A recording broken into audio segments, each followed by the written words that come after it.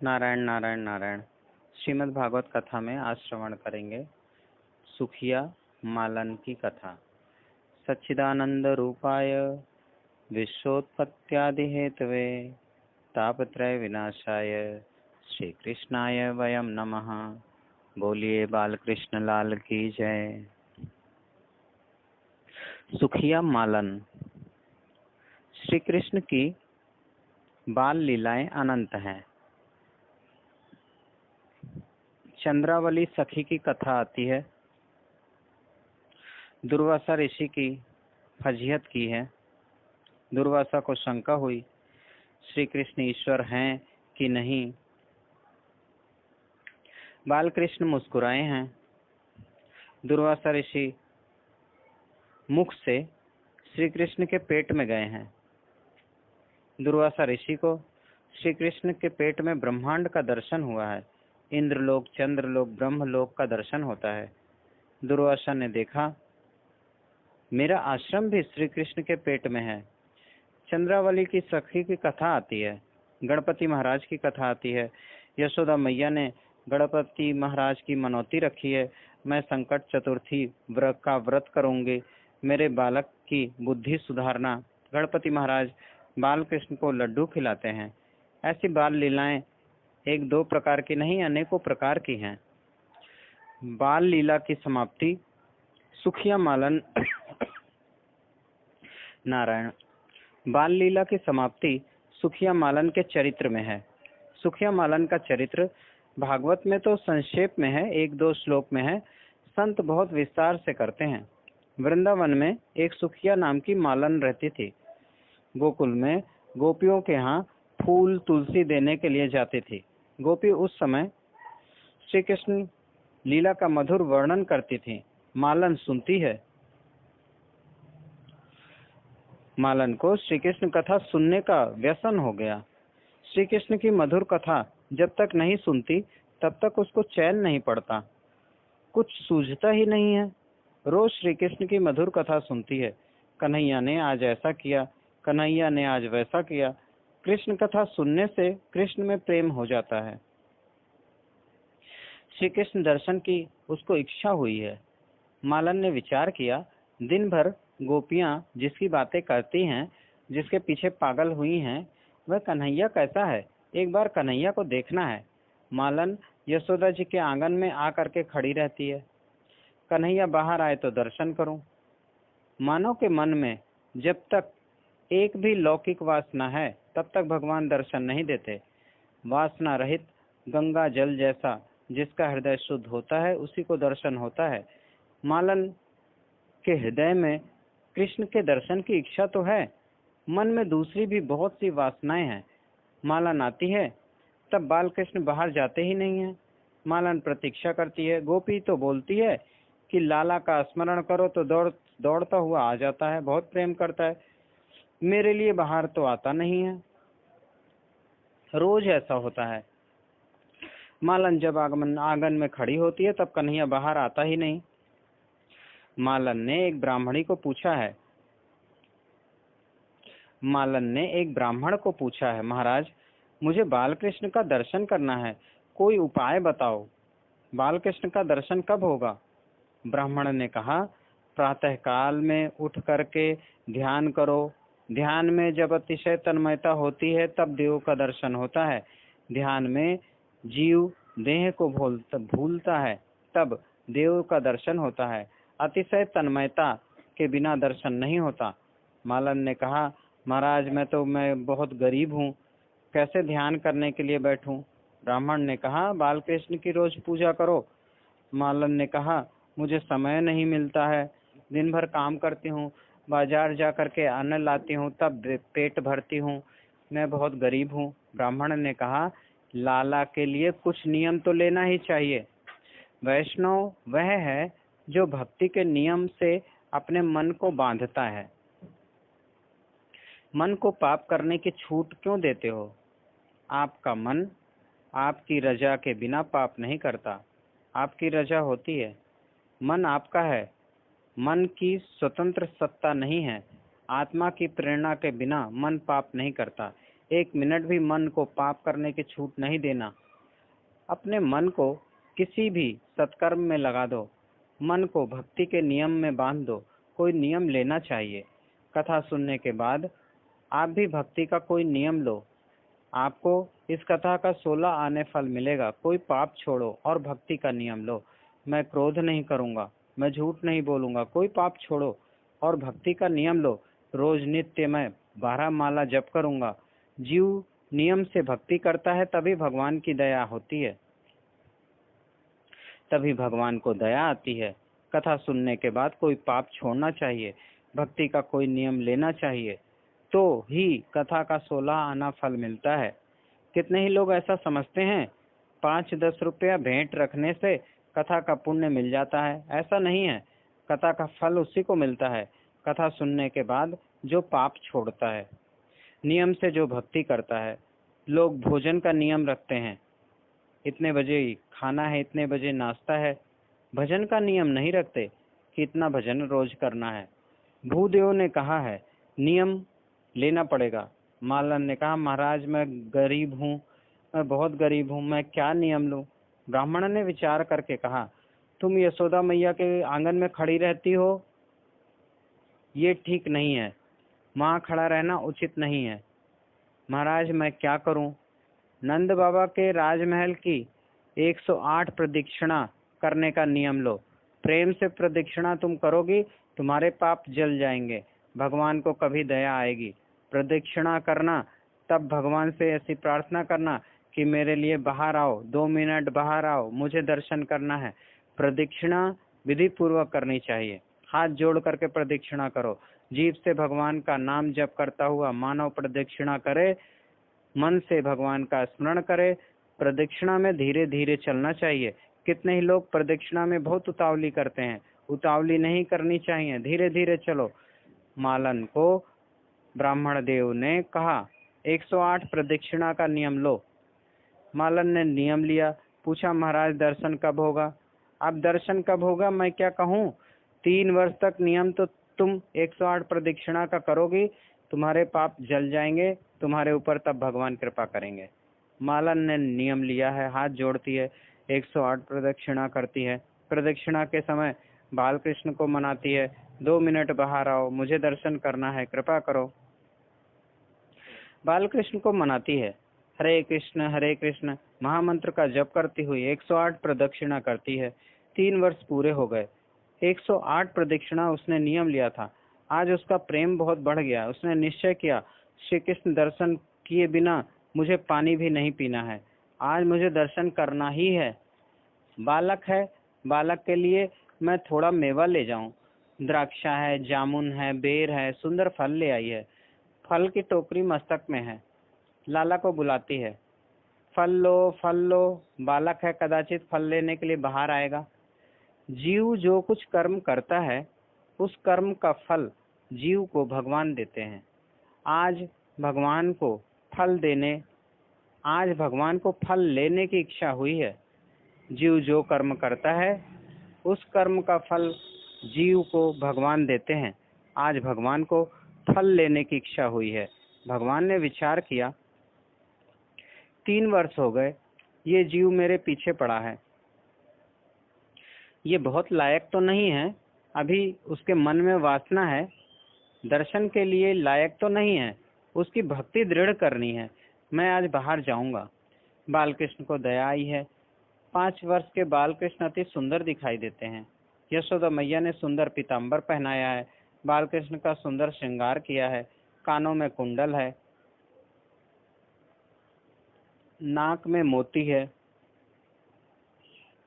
रेशम के जैसे सुंदर केश हैं, मोर पिक्ष का मुकुट है, हाथों में छोटी सी बांसुरी है, चरणों में स्वर्ण के नूपुर हैं। छुम छुम छुम छुम छुम छुम करता हुआ कन्हैया बाहर आया है। बालकृष्ण जैसे चलता है वैसा किसी को चलना भी नहीं आता, जैसा देखता है वैसा किसी को देखना भी नहीं आता। लाला का सब कुछ मंगलमय है। धीरे धीरे बालकृष्ण बाहर आए हैं। मालन को कहा है फल दो, हाथ फैलाया है, मुझे फल दो। फल लेने के लिए आया है। मालन लाला का दर्शन करती है। आनंद हुआ है, कैसा सुंदर दिखता है। यशोदा मैया ने बड़ा पुण्य किया है। मेरी आंख बहुत खराब है, मेरी इसको नजर न लगे। बालक आनंद में रहे, कैसा सुंदर दिखता है। बालक को देखने के बाद मालन को बालकृष्ण से बोलने की इच्छा होती है, थोड़ी मैं बातें करूं। बालकृष्ण को मालन ने कहा, मैं फल देने के लिए नहीं आई, मैं फल बेचने के लिए आई हूँ। बेटा मैं बहुत गरीब हूँ, घर में जाकर के थोड़े चावल लिया, तू मुझे चावल देगा तो उसके बदले मैं तुम्हें फल दूंगी, मेरे लिए चावल लिया। बालकृष्ण ने कहा, मैं चावल लेकर के आता हूँ। बालकृष्ण अंदर गए हैं। मालन देखती है, फिर तो उसको पश्चाताप होता है। मेरी भूल हो गई, इसमें इस फल में क्या है। अपने प्राण निकाल करके उसको देती तो भी कम है। मेरी बुद्धि बिगड़ी हुई है। मैंने उसको कहा, मैं गरीब हूँ, मुझे चावल दो। मैंने उसको कहा है, कोई झूठ तो कहा नहीं है। मैं गरीब हूँ, मुझे चिंता है, घर में जाने के बाद मैं क्या खाऊंगी। मैंने लाला को सत्य कहा है। मुझे ऐसा लगता है अब यशोदा मैया लाला को बाहर नहीं आने देगी। अब वह बाहर नहीं आएगा। मुझे उसने कहा है मैं आऊंगा। मालन प्रतीक्षा करती है। लाला का दर्शन करने के बाद उसका प्रेम बढ़ने लगा है। मालन के घर में 7 कन्याएं थीं, एक भी पुत्र नहीं था। बालकृष्ण का दर्शन करने के बाद उसके हृदय में ऐसा प्रेम हुआ, ऐसा बालक मुझे ऐसा बालक हो तो मैं बहुत सुखी हो जाऊंगी। मैं प्यार करूंगी, छाती के साथ लगाऊंगी, ऐसा बालक मुझे हो। ना, ऐसा बालक तो मुझे कभी नहीं होने वाला है, कभी नहीं होगा। सुना है यशोदा मैया ने बहुत जन्मों से पुण्य किए हैं, तब उसको ऐसा बालक हुआ है। मैंने कहाँ पुण्य किए हैं। ऐसा बालक तो मुझे कभी होने वाला नहीं है, ऐसा बालक तो होगा ही नहीं। कन्हैया 2 मिनट मेरी गोद में बैठ जाए तो मुझे आनंद होगा, मैं प्यार करूंगी। मालन लाला की प्रतीक्षा करती है। बालकृष्ण घर में गए हैं, मुट्ठी में चावल लेकर के दौड़ते हुए आए हैं। चावल गिर रहे हैं। लाला की हाथ की उंगली बहुत कोमल है। थोड़े चावल हाथ में बचे, सो उसकी टोकरी में फेंक दिए हैं। मालन बालकृष्ण को निहारती है। बालकृष्ण मालन को देखते हैं। उसके हृदय में प्रेम है। मैं बालक को कैसे कहूँ कि मेरी गोदी में आ जा। ऐसा बोलना ठीक नहीं है, न जाने यशोदा मैया कब आ जाए। उसके हृदय में प्रेम है, वह संकोच से बोलती नहीं है। बालकृष्ण समझ गए, इसकी बहुत इच्छा है। इसके घर में 7 कन्याएं हैं, कोई पुत्र नहीं है, मैं इसका बालक बनूं, ऐसी इसकी इच्छा है। बालकृष्ण तो उसकी गोद में आके बैठे। गोद में जब बालकृष्ण आए, मालन को अतिशय आनंद हुआ। प्यार करती है, बार बार निहारती है, उसका प्रेम बढ़ने लगा। उसके मन में ऐसी इच्छा हुई कि मेरी गोद में तो आया, एक बार यह मुझको माँ कहे।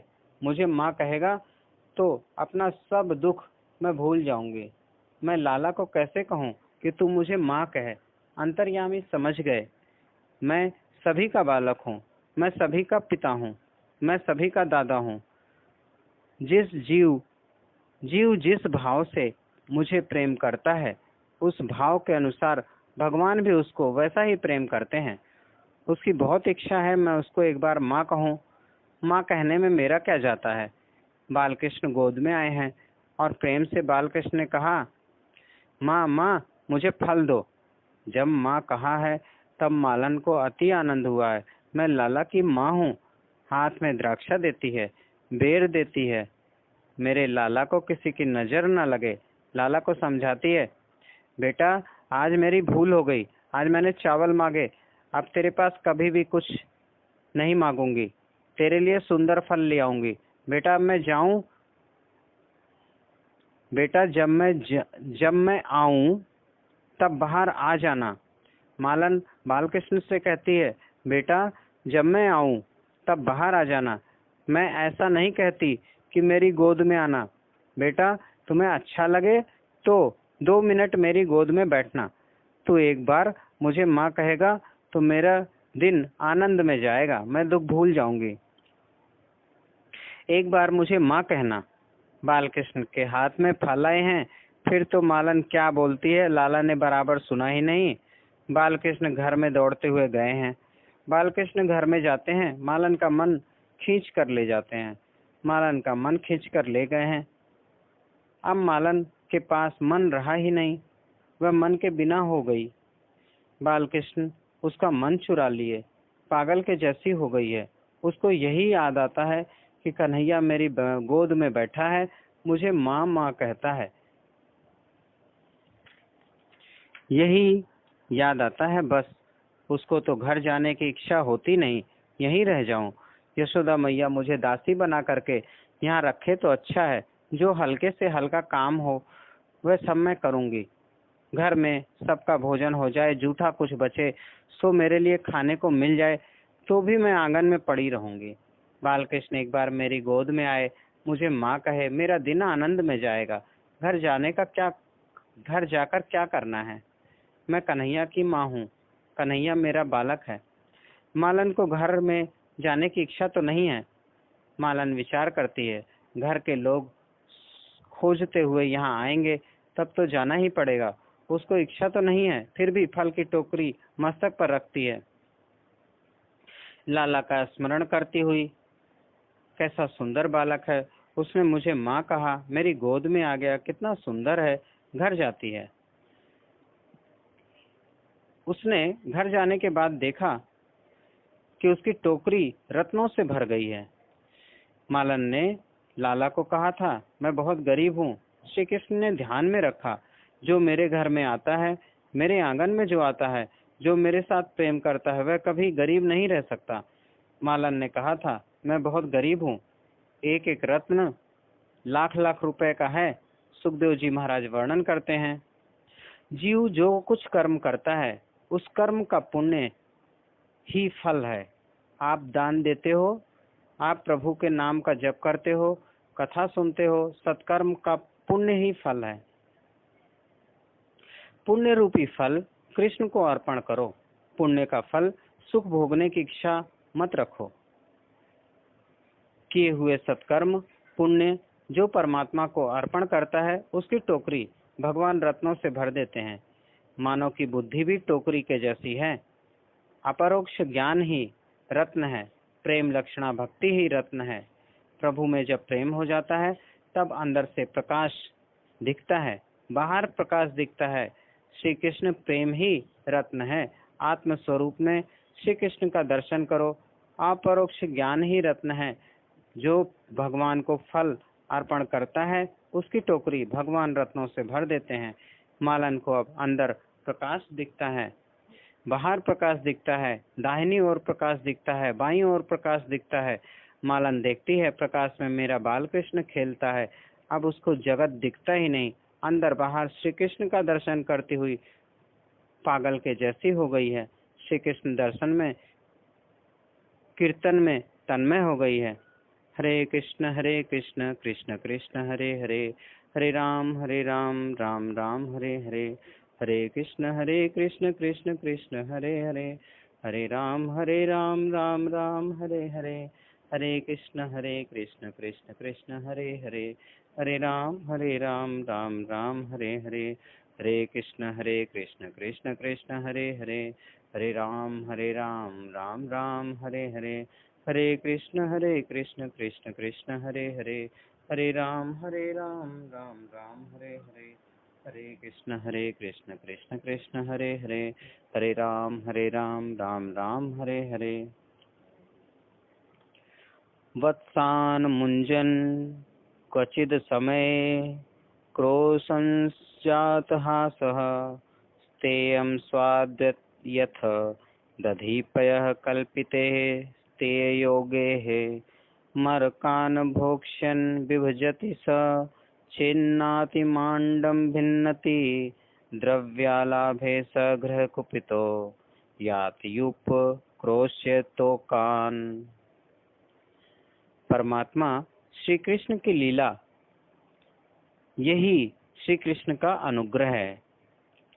श्री कृष्ण का कोई स्वार्थ नहीं है। आनंद स्वरूप श्री कृष्ण को कोई सुख भोगने की इच्छा नहीं है। श्री गंगा मैया को कभी प्यास नहीं लगती।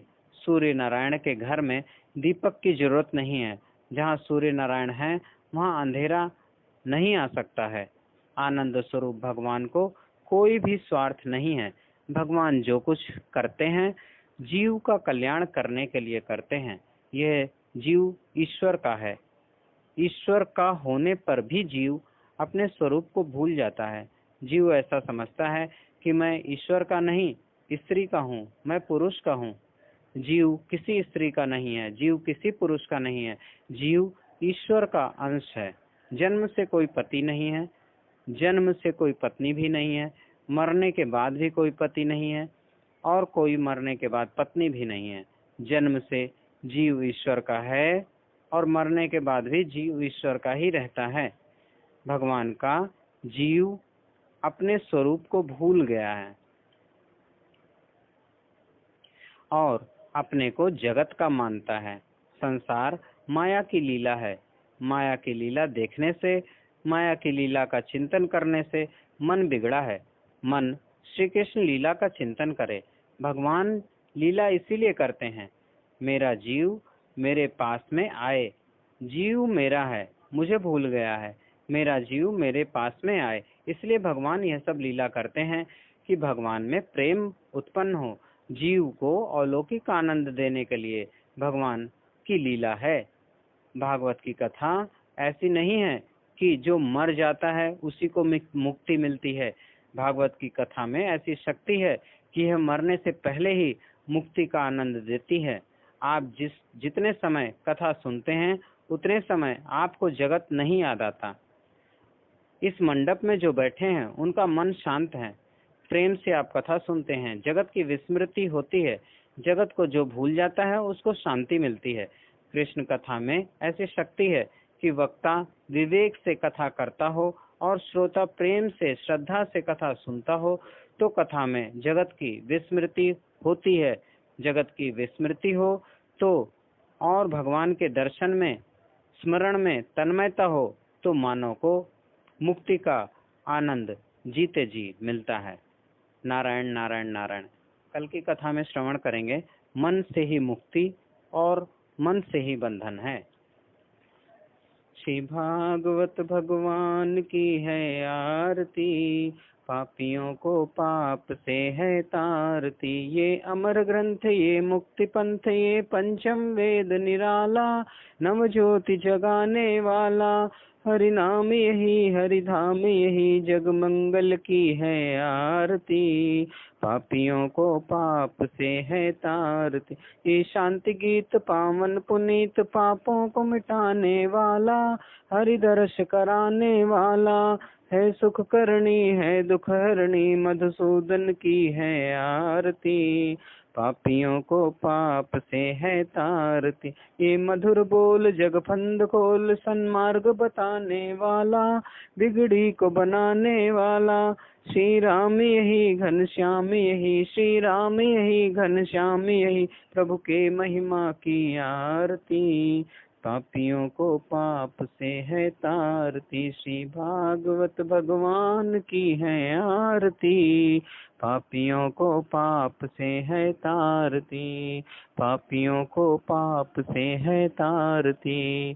कर्पूर गौरम करुणावतारम, संसार सारम भुजगेन्द्रहारम, सदा वसंतम हृदयारविंदे, भवम भवानी सहितम नमामि। नीलाम्बुश्यामल कोमलांगम, सीता समारोपितवाम भागम, पाणौ महश्चायक चारु चापम, नमामि रामं रघुवंशनाथम।